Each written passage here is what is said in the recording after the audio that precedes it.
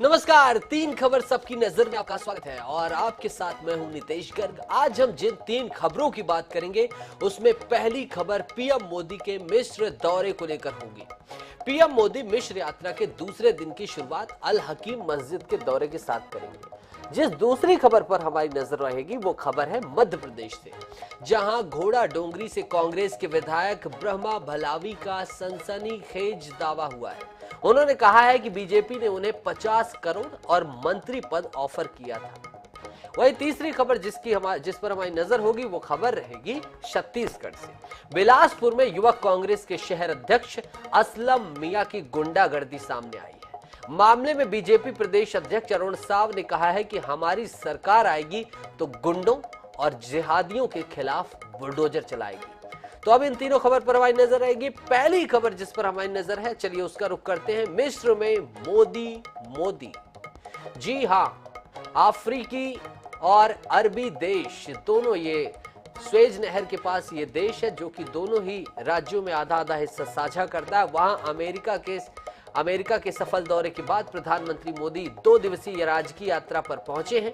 दौरे के पहले दिन पीएम मोदी ने मिस्र के ग्रैंड मुफ्ती डॉक्टर शौकी इब्राहिम अब्देल करीम आलम के साथ मुलाकात की है। इस दौरान भारत और मिस्र के बीच मजबूत सांस्कृतिक रिश्तों को लेकर भी चर्चा हुई है। बातचीत के दौरान धार्मिक सद्भाव और उग्रवाद और कट्टरपंथ का मुकाबला करने से संबंधित मुद्दों पर भी चर्चा हुई है। मिस्र के ग्रैंड मुफ्ती शौकी आलम ने प्रधानमंत्री नरेंद्र मोदी से मुलाकात के बाद कहा कि पीएम मोदी के साथ एक बहुत अच्छी और दिलचस्प बैठक रही। वास्तविकता में वह एक बुद्धिमान नेतृत्व को दर्शाते हैं।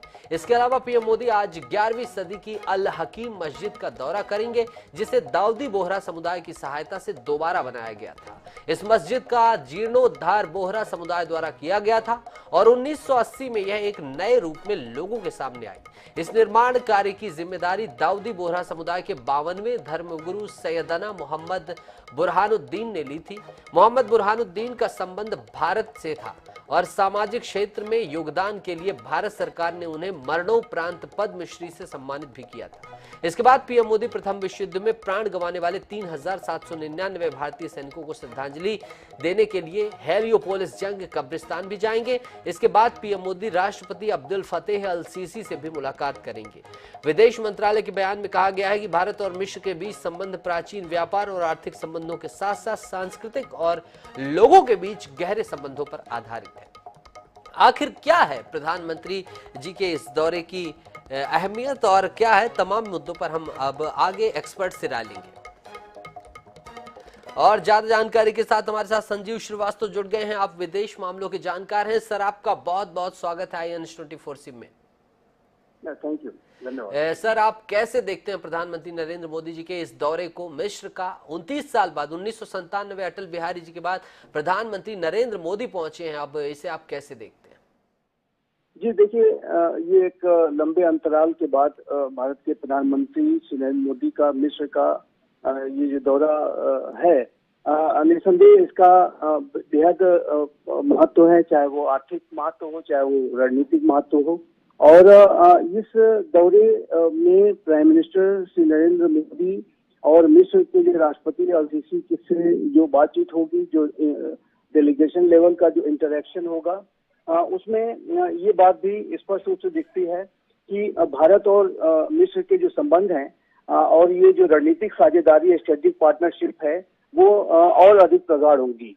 खासकर जो डिफेंस का जो सेक्टर है, मिस्र अपनी रणनीतिक आवश्यकताओं को, अपनी रक्षा संबंधी आवश्यकताओं को ध्यान में रखते हुए भारत के साथ अपने जो रक्षा के संबंधों को बढ़ाना चाहता है। मिस्र ने भारत के, चाहे वो तेजस फाइटर जेट्स हों, चाहे वो ब्रह्मोस मिसाइल्स हों, आकाश मिसाइल्स हों, अन्य डिफेंस इक्विपमेंट्स हों, उसमें गहरी अभिरुचि दिखाई है।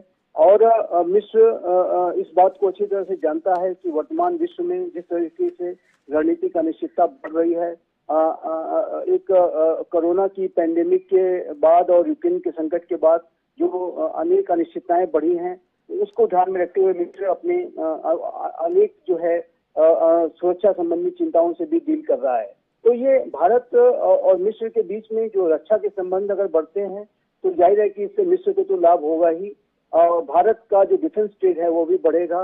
भारत अपनी मेक इन इंडिया प्रोग्राम के तहत और make for the world. Sanjeev ji आपने सही कहा। एक और प्रश्न है कि जब से यूक्रेन के साथ संघर्ष की स्थिति रूस की निर्मित हुई, यूक्रेन जो कि खाद्य सामग्रियों को काफी ज्यादा मिस्र को उपलब्ध कराता था, भारत की तरफ से खाद्य सामग्रियां उपलब्ध कराई जा रही हैं। क्या ट्रेड को लेकर भारत सरप्लस की स्थिति में दिखाई देगा? खाद्यान्नों के ट्रेड में और क्रूड ऑयल के संदर्भ में भारत को भी लाभ मिल सकता है, क्योंकि रूस से भी अमेरिका के प्रतिबंध हैं। जी जी बिल्कुल, आपने बहुत ही अच्छा ये पॉइंट उठाया है। देखिए, यूक्रेन संकट का जो एक इम्पैक्ट है वो मिस्र पर भी पड़ा है, और यूक्रेन और रशिया से जो व्हीट की जो उपलब्धता होती थी उसको वो सिवियरली इम्पैक्टेड हुई है, और उससे मिस्र के ऊपर भी असर पड़ा है। तो भारत का इस ऐसी स्थिति में मिस्र को निसंदेह एक सपोर्ट, एक सहायता अवश्य दी गई थी, और भारत लगातार जो है अपने मिस्र के साथ जो संबंधों को गहरा कर रहा है, चाहे वो जैसा कि मैंने कहा डिफेंस का सेक्टर हो, चाहे वो फूड सिक्योरिटी हो, एनर्जी के संदर्भ में भारत और मिस्र का सहयोग बढ़ता है, तो इससे जाहिर भारत को लाभ होगा। जो पेट्रोलियम जो है, जो क्लीन ऑयल है, ग्रीन हाइड्रोजन के फील्ड में भी भारत और मिस्र कोलैबोरेट करने जा रहे हैं। तो ये जो भारत और मिस्र के बीच का जो सहयोग है वो डिफेंस के सेक्टर में तो बढ़ ही रहा है, डिफेंस के साथ साथ खाद्यान्न और अन्य चीजों में बढ़ेगा। सर, आपने ये महत्वपूर्ण विमर्श दिया, आप हमसे जुड़े उसके लिए संजीव सर आपका बहुत बहुत शुक्रिया, और IANS 24/7 से आपने बात की उसके लिए आपका बहुत बहुत शुक्रिया। अब हम 3 खबर सबकी नजर में दूसरी खबर की बात करेंगे, जो कि मध्य प्रदेश से है। माननीय को ऑफर। जी हाँ, मध्य प्रदेश से खबर है, जहां पर एक माननीय है, MLA है, विधायक हैं, उन्होंने बड़ा खुलासा किया है। बैतूल के घोड़ा डोंगरी के कांग्रेस विधायक हैं ब्रह्मा मलावी, जिन्होंने बीजेपी पर सनसनीखेज आरोप लगाए। उन्होंने भाजपा पर 2018 में उनको खरीदने के आरोप लगाए हैं। बैतूल में शनिवार को कांग्रेस ने भाजपा सरकार के खिलाफ गांधी चौक पर धरना प्रदर्शन का आयोजन किया था। अपने भाषण में घोड़ा डोंगरी से कांग्रेसी विधायक ब्रह्मा मलावी ने भाजपा पर भलावी ने भाजपा पर 2018 में खरीदने के आरोप लगाए। विधायक भलावी ने बताया कि विधानसभा चुनाव में जीत के बाद बीजेपी के कुछ नेता घर आए थे। उन्होंने बीजेपी ज्वाइन करने के बदले 50 करोड़ देने और कैबिनेट मंत्री बनवाने का लालच दिया था, लेकिन मैंने इनकार कर दिया। हमने कहा कि क्यों ना इस खबर में सीधा हम ब्रह्मा भलावी जी का ही रुख करें, ब्रह्मा भलावी जी से ही पूछें कि आखिर क्या हुआ था और इतने सालों बाद क्या अन पड़ी कि उन्हें बड़ा खुलासा करना पड़ा।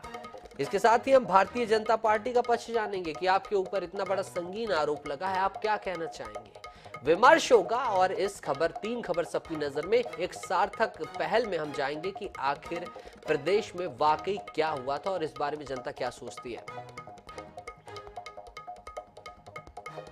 मध्य प्रदेश के सियासी गलियारों में इस खबर की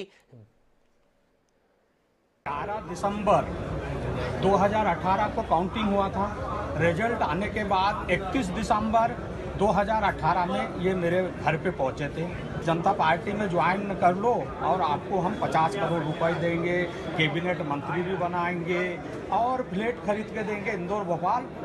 और ये बात उन्होंने कहा, तो मैंने जवाब दिया कि क्षेत्र का जनता ने मुझ पर विश्वास किया और एक छोटा सा कार्यकर्ता को नाथ साहब ने टिकट दिया, कदापि ये काम तो मैं करूंगा नहीं।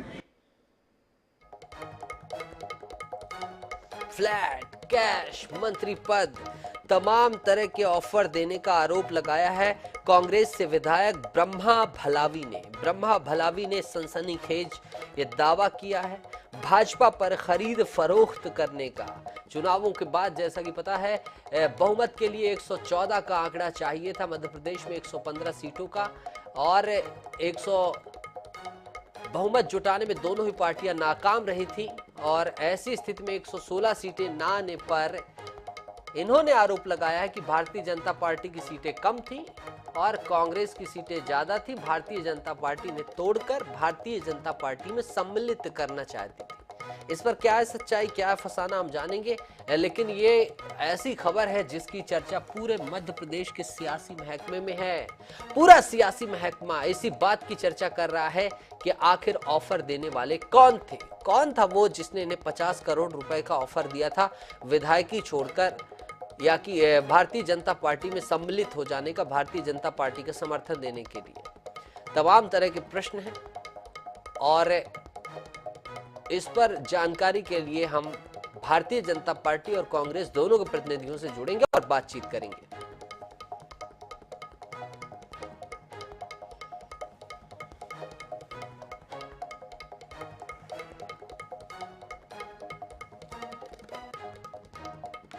ब्रह्मा भलावी, आपको बता दें ये विधायक है घोड़ा डोंगरी, मध्य प्रदेश का ये बैतूल का स्थान है घोड़ा डोंगरी।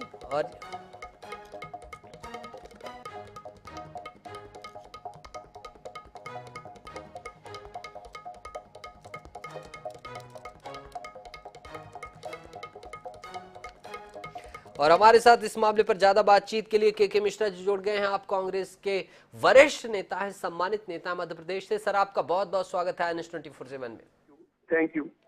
ब्रह्मा भलावी जी ने बड़ा आरोप लगाया है सर, क्या कहना चाहेंगे आप? 50 करोड़ कैश, फ्लैट, मंत्री पद। देखिएगा, ब्रह्मा भलावी जी हाँ माननीय विधायक हैं जी, और उनका आरोप सरकार गिराने के दौरान जिस हिसाब से विधायकों की खरीद फरोख्त हुई थी उसकी पुष्टि कर रहा है।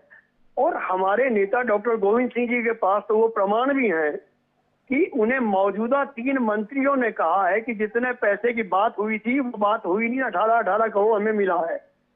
ये डॉक्टर गोविंद सिंह जी ने सार्वजनिक तौर पर कहा है। तो यह इस बात की पुष्टि कर रहा है कि सरकार खरीदी गई थी, और चूंकि इसलिए खरीदना जरूरी था कि सरकार को मालूम था कि जिस हिसाब से कमलनाथ जी की सरकार भ्रष्टाचार की परतें खोल रही हैं और ये सारे लोग जेल ले जा सकते हैं, इसलिए इन्होंने, और मुझे तो यहाँ तक मालूम है कि किस केंद्र के मंत्री से 12,500 करोड़ रुपए इन्होंने क्रेडिट पर लिया था, और उसकी अदायगी कोरोना के दौरान जो खरीदी हुई है उस खरीदी में भ्रष्टाचार करने के बाद वो लौटाए गए पैसे। तो सरकार पूरी तरह, एक लोकतांत्रिक सरकार को इन्होंने गिराकर एक अपराध किया है, और मध्य प्रदेश की जनता उसी का बदला लेगी। मध्य प्रदेश की जनता बदला लेगी। के मिश्रा जी, एक चीज और जानना चाहूंगा, इसी वक्त टाइमिंग को लेकर आपको नहीं लगता कि जब ये ऑफर दिया गया था उसी वक्त ये खुलासा किया जाता? परिषद के चुनाव गुजर गए, उपचुनाव हुआ, उपचुनाव के दौरान ये जो सीटें थी उसमें कांग्रेस को लाभ मिलता, साक्ष्यों के साथ, जैसा कि आपने बात की कि साक्ष्य हैं। आपको नहीं लगता कि देर हो गई इस बात को बाहर लाने में, पब्लिक डोमेन में? देखिएगा, किन कारणों से देर हुई है वो तो भलावी जी ही बता सकते हैं, मगर उनकी बात में 100% सत्यता है। और अभी आने वाले 4 महीनों में और भी ऐसे प्रामाणिक गुल खिलेंगे जिससे इन लोगों का चेहरा जनता के बीच जाने लायक नहीं रहेगा और उस पर कालिख पुत जाएगी। भारतीय जनता पार्टी टाइमिंग को लेकर सवाल खड़ी कर रही है कि चुनाव के लिहाज से ये सियासी शिगुफा है। भारतीय जनता पार्टी अपने पापों को छुपाने के लिए कुछ भी कह दे कि ये चुनावी शगुफा है, भ्रम है, झूठ है, मगर यदि इस तरह का अत्याचार, भ्रष्टाचार मध्य प्रदेश में नहीं है तो महाकाल लोक को लेकर मुख्यमंत्री जी खामोश क्यों हैं?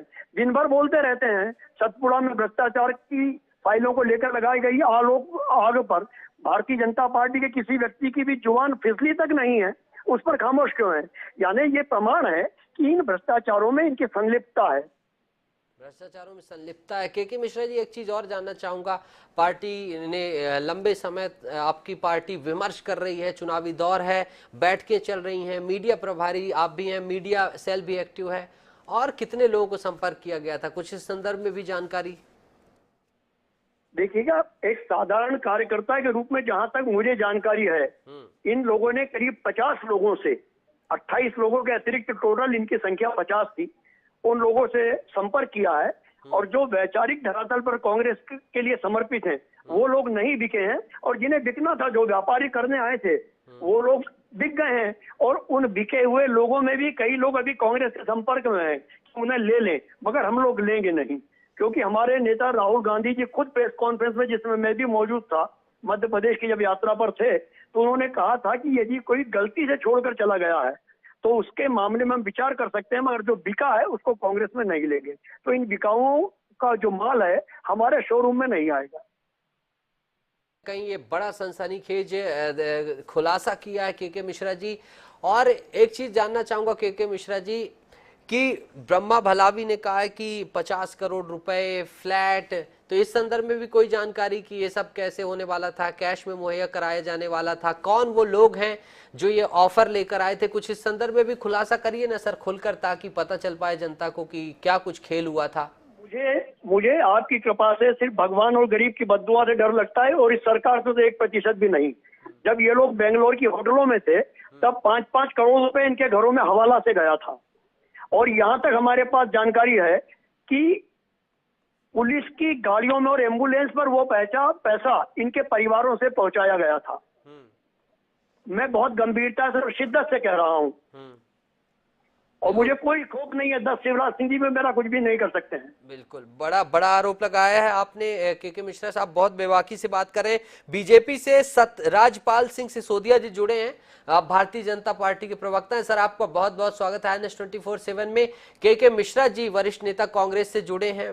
ब्रह्मा भलावी जी ने बड़ा खुलासा किया है, जैसा कि सर सियासी गलियारों में चर्चा है ही। उन्होंने कहा कि 50 करोड़ रुपए कैश, मंत्री पद का ऑफर, इसके साथ ही फ्लैट का ऑफर। क्या कहना आपका इन गंभीर आरोपों पर?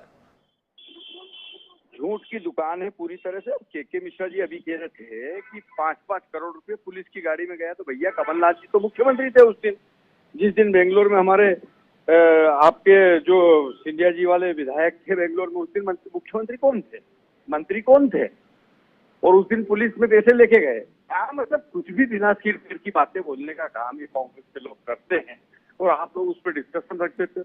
उसने उठा के किया कि 50 करोड़ रुपए का ऑफर था, बताना भाई किसने दिया था ऑफर, ला करना उसको लाना सामने। कुछ भी बोलेंगे और कुछ भी अपन डिबेट करेंगे। मैं समझता हूँ कि मजाक उड़ा दिया है ये कांग्रेस के लोगों ने, और इस मजाक में एक मजाक के मिश्रा जैसे गंभीर व्यक्ति भी अगर इस प्रकार की बात करते हैं और कहते हैं कि मेरा कोई कुछ नहीं बिगाड़ सकता, तो भैया हम तो आपको कौन आपका बिगाड़ सकता, आपका बिगाड़ेगी जनता। अभी जनता लाएगी, भगवान से डरता हूँ। जवाब दीजिए, सिरे से खारिज कर दिया है राजपाल जी ने सभी आरोपों को, सिर्फ कह रहे हैं महज मजाक है, ये मजाक किया जा रहा है। सिंह जी, राजपाल सिंह हमारे भाई हैं, मैं उनसे निवेदन करना चाहूंगा, मध्य प्रदेश के भ्रष्टाचार की मैं इनसे जवाब नहीं लूंगा। आपके माध्यम से सिर्फ इनसे इतना पूछना चाहूंगा कि ये उज्जैन को बिलोंग करते हैं। उज्जैन में आपके कौन से मंत्री ने सिंहस्थ की जमीन को कमर्शियल से आवासीय करवा लिया है, उस पर आप बोल दीजिए। यदि आप सच की प्रतिमूर्ति हैं, के मिश्रा झूठ की दुकान है, कांग्रेस झूठ की दुकान है, तो आप सच के शोरूम बन जाइए और आप बताइए कि सिंहस्थ की जमीन को किसने, आपके कौन से मंत्री ने अपने पक्ष में करवा लिया, वहां क्यों कॉलोनी काटी जा रही है, महाकाल के भ्रष्टाचारों को लेकर आप क्यों चुप हैं?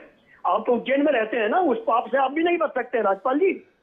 चलिए, बहरहाल के जी अभी मुद्दे पे केंद्रित रहते हैं। राजपाल जी आखिरी प्रतिक्रिया चाहूंगा, जैसा कि आपने कहा कि आप लोग डिबेट करने लग जाते हैं। सर मीडिया का तो काम ही है कि मुद्दा क्या है उसको आपके सामने रखना, आप जवाब देंगे, के जी जवाब देंगे, जनता डिसाइड करेगी, हम कोई डिसाइडिंग फैक्टर नहीं है। राजपाल जी आखिरी प्रतिक्रिया आपकी चाहूंगा इस पूरे मुद्दे पर, क्योंकि सियासी गलियारों में चर्चा तेज है, और ऐसी बात अभी जैसा कि के जी ने कहा कि साक्ष्यों के साथ कांग्रेस ऐसा बात करी, और भविष्य में हो सकता है कि साक्ष्य प्रस्तुत किए जाएं, ऐसा भी कांग्रेस की तरफ से दावा किया जा रहा है।